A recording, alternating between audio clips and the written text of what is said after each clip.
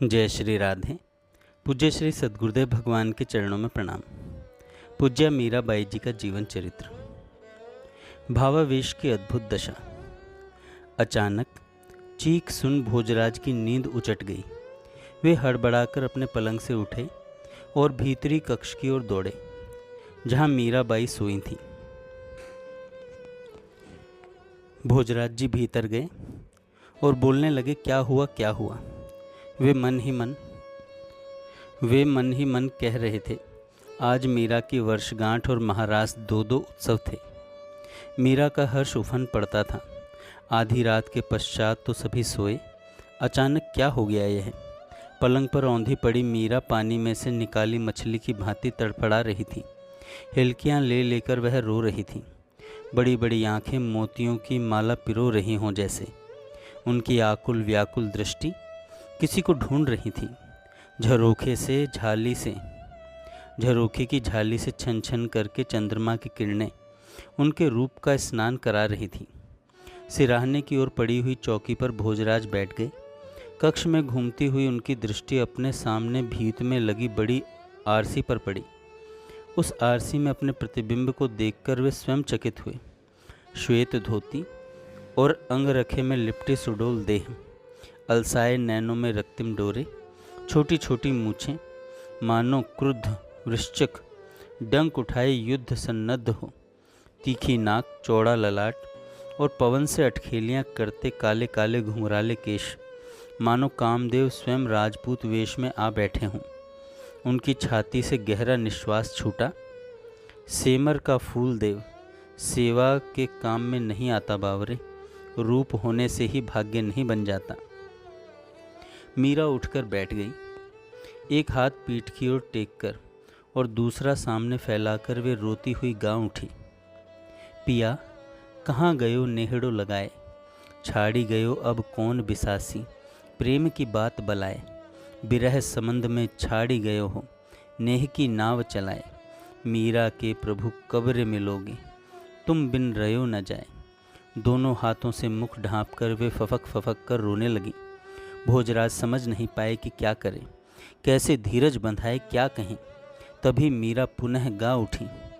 नींदड़ली नहीं आवे सारी रात, किण किण बिद होए प्रभात, चमक उठी अपने सुध भूली, चंद्र कला न सुहात, भई हूँ दीवानी तन सुध भूली, कोई न जाने म्हारी बात, तड़फ तड़फ जीव जावे म्हारो, कब्रे मिले दीनानाथ, मीरा कहे बीती सोई जाने, मरण जीवन उण हाथ। और मीरा पछाड़ खाकर धरा पर जा गिरी। भोजराज घबराकर उन्हें उठाने के लिए बढ़े। नीचे झुके परंतु ठिठक गए। कक्ष से बाहर जाकर उन्होंने मिथिला को पुकारा। उसने आकर अपनी स्वामिनी को संभाला। ग्रीष्म की रात छत पर अपने अपने पलंगों पर भोजराज और मेड़ताणी जी सा पोड़े हुए बातें कर रहे थे। कुछ ही देर में भोजराज को अनुभव हुआ कि उनकी बात का उत्तर देने के बदले मीरा लंबी लंबी सांसें ले रही हैं। उन्होंने उठकर बैठते हुए मीरा से पूछा, क्या हुआ, कुछ पीड़ा है। तभी पपीहा बोल उठा। लगा जैसे बारूद में चिंगारी पड़ गई हो। वे उठकर छत की ओट के पास चली गई। उस पर सिर टिकाते हुए रूंधे गले से कहने लगी, पपिया रे कद को बैर चेतायो, मैं सूती छी भवन आपने पिय पिय करत पुकार्यो, दाझा ऊपर लूण लाग्यो, हिवड़े करवत सार्यो, मीरा के प्रभु गिरधर नागर, हरि चरणा चित धार्यो, मैं थारो काई बिगाड़ो रे पंछीड़ा। पपैया बोल उठा। उसको मीरा जी कहती हैं, मैं थारो काई बिगाड़ो रे पंछीड़ा, क्यों तूने मेरे सिए हुए घाव उधेड़ दिए, क्यों मेरी सोती पीर जगाई। अरे हत्यारे, मेरे पिए दूर हैं, वे द्वारिका पधार गए हैं, इसी से तुझे ऐसा कठोर विनोद सूझा। श्याम सुंदर मेरे प्राण, देखते हैं आप इस पंछी की हिम्मत। आपसे रहित जानकर ये सभी जैसे पूर्व जन्म का बैर चुकाने को उतावले हो उठे हैं। पधारो पधारो मेरे नाथ, यह शीतल पवन मुझे सुखा देगा, यह चंद्रमा मुझे जला देगा। अब और नहीं सहा जाता, नहीं सहा जाता। भोजराज ने जल पात्र मुख से लगाया। जल पिलाकर वे पंखा झलते हुए मन में कहने लगे, मुझ अधम पर कब कृपा होगी प्रभु। कहते हैं कि भक्त के स्पर्श से ही भक्ति प्रकट हो जाती है, पर भाग्यहीन भोज इससे भी वंचित हैं। तब तक मीरा अचेत होकर गिर पड़ी। उन्होंने मंगला और चंपा को पुकारा। उन्हें आज्ञा दी कि अब से वे अपने स्वामिनी के समीप ही सोएं। मीरा की अवस्था कभी 2-2, 3-3 दिन और कभी 8 दिन तक भी सामान्य नहीं रहती थी। वे कभी मिलन के हर्ष और कभी विरह के आवेश में जगत और देह की सुध को भूली रहती। कभी खिलखिलाकर हंसती, कभी मान करके बैठी रहती और कभी रोते रोते आंखें सुजा लेती। यदि ऐसे दिनों में भोजराज को चित्तौड़ से बाहर जाने का आदेश मिलता तो उनके प्राणों पर बन आती। वे न टाल मटोल करते और न कुछ कहते, किंतु मन में सोचते कि कौन जाने वापस आकर किस अवस्था में देखूंगा। यदि कहीं रण में जाने की आज्ञा होती तो वे फूले न समाते। किसी और का नाम लेने पर वे स्वयं जाने का आग्रह करते। महाराणा उनके उत्साह को देखकर चिंतित हो उठते। क्या बात है कि युद्ध के लिए यूं उतावले हो उठते हैं, मानो नया नया जवाई ससुराल जाने को उमंग रहा हो। मौत के मुंह में छलांग लगाने का यह उत्साह कहीं निराशा ही तो प्रेरित नहीं कर रही है। रतन सिंह तो कहता है कि दोनों में बहुत बनती है। कहीं कामना तो कुछ भी हो, कैसे भी हो, अग्नि का स्पर्श उसे दागे बिना न रहने देगा। आगरा के समीप सीमा पर भोजराज घायल हो गए। संभवतः शत्रु ने विष बुझे शस्त्र का प्रहार किया था। राजवैद्य ने दवा भरकर पट्टियां बांधी, औषधि पिलाई और लेप किए जाने लगे। धीरे धीरे घाव भरने लगा। एक ठंड की रात्रि थी। कुंवर और कुंवरानी महल में पौड़े हुए थे। घाव में चीस के कारण भोजराज की नींद रह रह करके खुल जाती। वे मन ही मन श्री कृष्ण श्री कृष्ण श्री कृष्ण जप रहे थे। न हटिए दूर, मैं नहीं बोलूँगी आपसे, मीरा नींद में बड़बड़ाई। देखा सांचा सरदारा ने, आपकी श्रुतियाँ कहीं आवे, निग है कि नहीं। वह खिलखिला पड़ी। यह तो है, तुम क्या नहीं हो, कहो तो। मीरा उठकर बैठ गई, पर जागृत हो ऐसा नहीं लगा। भोजराज भी अपने पलंग पर बैठे बैठे मीरा की भाव दशा को देख रहे थे कि वो किसी से बात कर रही हैं। आगे मीरा कहती है, सभी कुछ आप ही तो हैं, फिर भी सबसे न्यारे रसोवेस है। आपका यह न्यारा रस रूप ही भाता है मुझे तो। आप तनिक भी आंखों से ओट हो जाएं, सहा नहीं जाता। नहीं नहीं, पहले मैं, अब तो बंध गए हैं ना। नहीं, यह न फरमाइए, मैं आपके सन्मुख हूँ क्या। भोजराज सो गए, उन्हें झपकी आ गई। श्याम सुंदर, मेरे नाथ, मेरे प्राण, आप कहाँ हैं। इस दासी को छोड़कर कहाँ चले गए। भोजराज की नींद फिर खुल गई। उन्होंने देखा कि पुकारती हुई मीरा झरोखे की ओर दौड़ी। भोजराज ने सोचा कि झरोखे से टकराकर ये गिर जाएंगी, इन्हें चोट न लग जाए। इस आशंका से उन्होंने चौकी पर पड़ी गद्दी उठाकर आड़ी कर दी, किंतु मीरा उछलकर उस झरोखे पर चढ़ गई। झरोखे में भारी पर्दा बंधा था, अतः भोजराज को कोई आशंका न हुई। मीरा ने एक हाथ के एक ही झटके से पर्दा हटाया और बाँह फैलाए हुए, मेरे प्रभु, मेरे सर्वस्व कहती हुई एक पाँव झरोखे के बाहर बढ़ा दिया। पलक झपकते ही उछलकर भोजराज झरोखे में चढ़े और सबल भुजाओं में भरकर उन्हें भीतर खींच लिया। एक क्षण, केवल एक क्षण का विलंब हो जाता तो मीरा की देह नीचे चट्टानों पर गिरकर बिखर जाती। उनकी अचेत देह को उठाए हुए ही नीचे उतरे। फूलों के भार की तरह ममता भरे मन से उन्हें पलंग पर रखकर और दोनों हाथ पाटी पर टिकाए नीचे झुककर वे उस अश्रुसिक्त चंद्रमुख को अथाह नेह से एकटक देखते रहे। तभी, ओ महारानाथ, आपके बिना जीवित नहीं रहा जाता। मीरा के मुख से ये शब्द सुनकर भोजराज चौंक उठे। जैसे नींद से वे जागे। यह क्या किया मैंने, यह क्या हुआ। भोजराज का वचन टूट गया मीरा को स्पर्श करने का। मन ही मन सोचने लगे, भोजराज, मैं वचन का निर्वाह नहीं कर पाया, मेरा वचन टूट गया। अब पश्चाताप से भोजराज जल उठे। वचन टूटने के पछतावे से उनका मन तड़प उठा। प्रातः सबने सुना कि महाराज कुमार को पुनः बुखार आया है। वहाँ का सिया हुआ घाव भी उधड़ गया है। फिर से दवा दारू होने लगी, किंतु रोग दिन दिन बढ़ता ही गया। यूँ तो सभी उनके लिए सेवा में एक पैर पर खड़े रहते थे, किंतु मीरा ने रात दिन एक कर दिया। उनकी भक्ति ने मानो अपने पंख समेट लिए हों। पूजा सिमट गई और आवेश दब गया। भोजराज बार बार कहते, आप आरोग लें, अभी तक पौढ़ना नहीं हुआ। मैं ठीक हूँ, आप पौढ़िए। मेरी सौगंध आपको, आप पौढ़ जाइए। अभी पीड़ा नहीं है, आप चिंता न करें। मीरा को नींद आ जाती तो भोजराज दांतों से होंठ दबाकर अपनी कराहों को भीतर ढकेल देते। आज तो वसंत पंचमी है, ठाकुर जी को फाग नहीं खिलाया। क्यों भला, पधारो, उन्हें चढ़ाकर गुलाल का प्रसाद मुझे भी दीजिए। भोजराज ने कहा।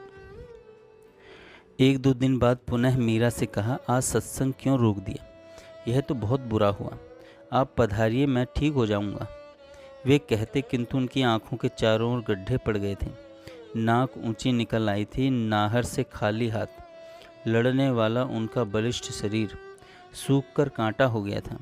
इतने पर भी वे मुस्कुराते रहते। माँ बाप, भाई बहन और साथियों के नैन भर भर आते, किंतु वे हंस देते।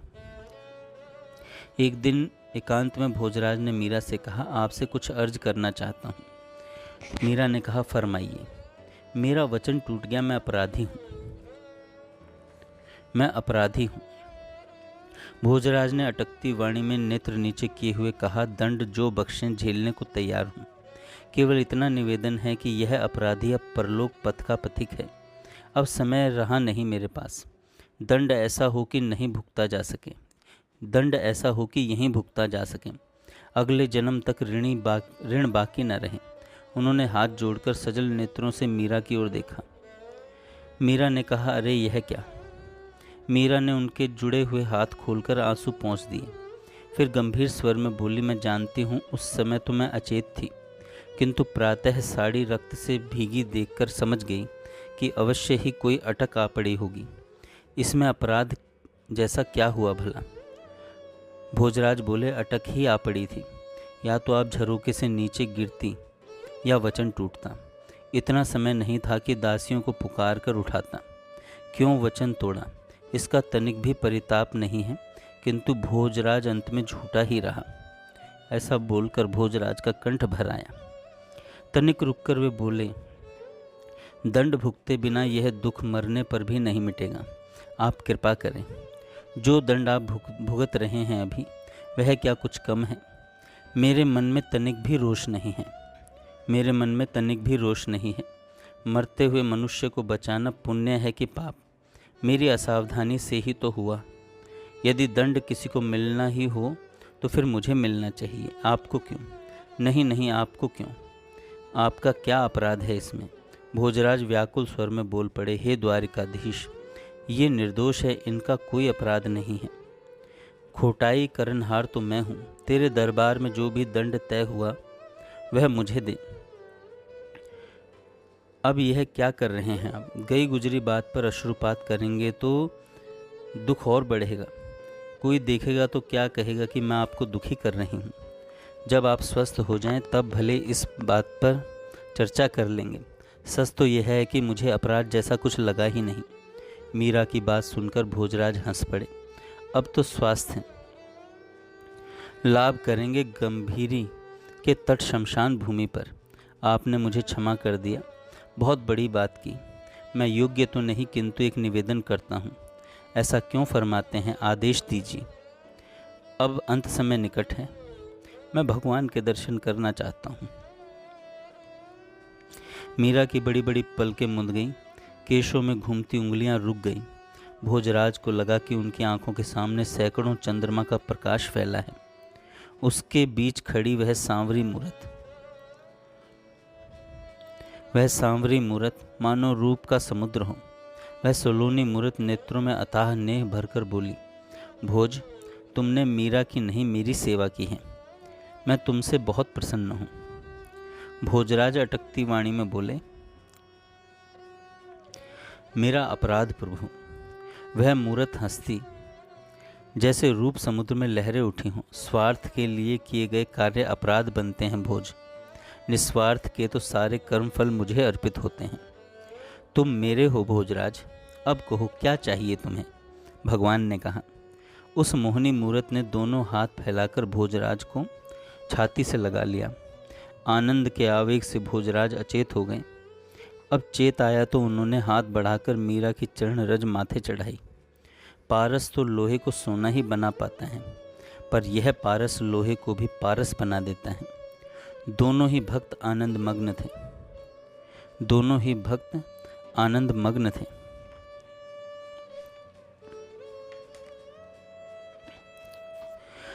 चंदन की चिता पर भक्त भोजराज, रतन सिंह तुम्हारी भाभी का भार मैं तुम्हें सौंप रहा हूँ।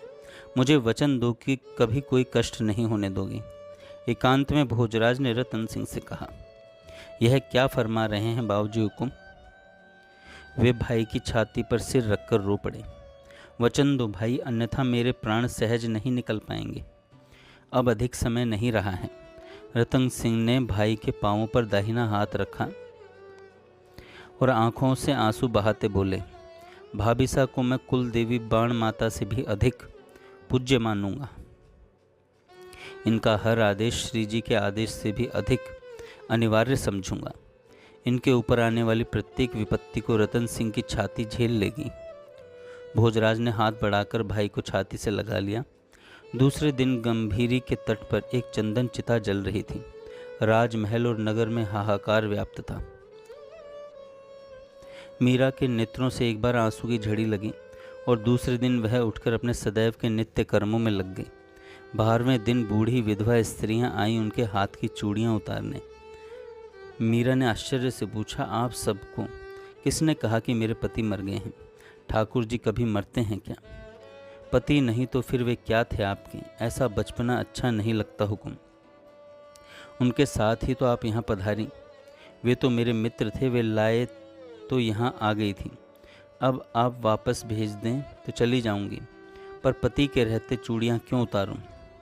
बात महाराणा तक पहुँची। सुनकर वे एक बार भन्ना गए, किंतु रतन सिंह ने आकर निवेदन किया, भाभीसा आरंभ से ही फरमाती रही हैं कि मेरे पति ठाकुर जी हैं। अब आज उन्होंने नया क्या कह दिया कि सब बौखला गए। यदि वे चूड़ियाँ नहीं उतारना चाहती हैं तो जोरावरी करने की आवश्यकता नहीं है। उनकी बात पर महाराणा सांगा ने मौन साध लिया और रतन सिंह ने रय निवास में जाकर स्त्रियों को डांट दिया। जिसने भी सुना वह आश्चर्य में डूब गया। स्त्रियों में थू थू होने लगी। उसी दिन से मेड़ताणी जी उपेक्षिता ही नहीं, घृणिता भी हो गई। दूसरी ओर संत समाज में उनका मान बढ़ता जा रहा था। पुष्कर आने वाले संत मीरा के दर्शन सत्संग के बिना अपनी यात्रा अधूरी मानते थे। उनके सरल सीधे सादे किंतु मार्मिक भजन जन साधारण के मानस को खींच लेते थे। जय श्री राधे। आगे हम कल सुने।